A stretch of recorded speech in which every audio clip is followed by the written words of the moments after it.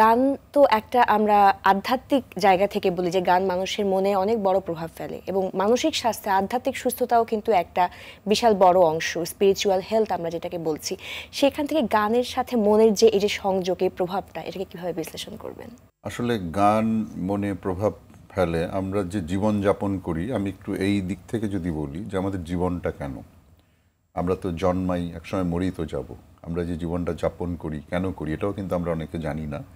বিশেষ করে অনুন্নত দেশগুলোতে আমাদের সংগ্রামটা থাকে প্রধানত কোনো রকমের দুমুঠো খাবার জোগাড় করা, মাথার উপরে একটা ছাদ বা জীবনটাকে যাপন করা, তারপরে হয়তো আমাদের বাচ্চাদেরকে লেখাপড়া করানো, আর অন্যান্য অনেক সংগ্রাম নিয়ে মুখর থাকতে হয়। আমরা বুঝে উঠতে পারি না জীবনটা কেন। জীবনটা আসলে যাপন করবার জন্য এখানে প্রধান দুটো দায়িত্ব আমরা পালন করি। একটা হচ্ছে আমাদের প্যারেন্টসরা আমাদেরকে তৈরি করেন, তাদের প্যারেন্টসরা তাদেরকে তৈরি করেছেন, তাদের প্যারেন্টসরা তাদের, এটা একটা ধারাবাহিকতা চলতে থাকে। আমাদেরও কাজ হচ্ছে পরবর্তী প্রজন্মকে এগিয়ে দেওয়া। এটা শুধু আমাদের বাচ্চা কাচ্চা নয়, আমি সামগ্রিক অর্থে বলছি। এটা একটা, বাকি জীবনটা প্রত্যেকেরই কাজ থাকে।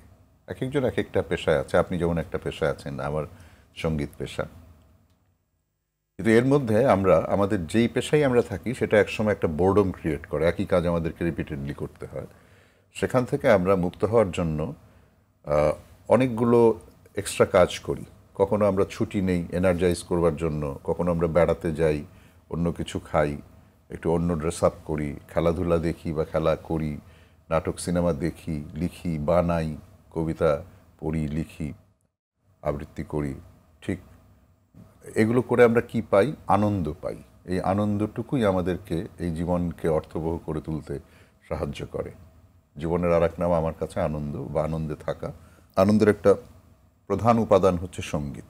এবং অন্য যে কোনো সংস্কৃতি চর্চার মতো আমি যদি আপনাকে যদি জিজ্ঞেস করি যে গান আপনি কেন করেন, খুব সরল স্বাভাবিক উত্তরটা হচ্ছে আমার ভালো লাগে। তাই তো ভালো লাগে কেন? ভালো লাগে নিশ্চয়ই এর মধ্যে ভালো লাগার মতো কিছু উপাদান আছে। উপাদানগুলো কি? একটা গানের মধ্যে একটা কবিতা এবং সুর মিলে হয় একটা গল্প, একটা সিকোয়েন্স, একটা ঘটনা, একটা স্মৃতি, একটা অনুভূতি, কিছু না কিছু তো একটা তুলে ধরে, একটা রঞ্জকতার সঙ্গে একটা রং ফুটিয়ে, একটা আবেগ দিয়ে, একটা রস সৃষ্টি করে সেটা তুলে ধরে। তো সেটা আমাদের মনকে একটা অন্য জগতে নিয়ে যায়।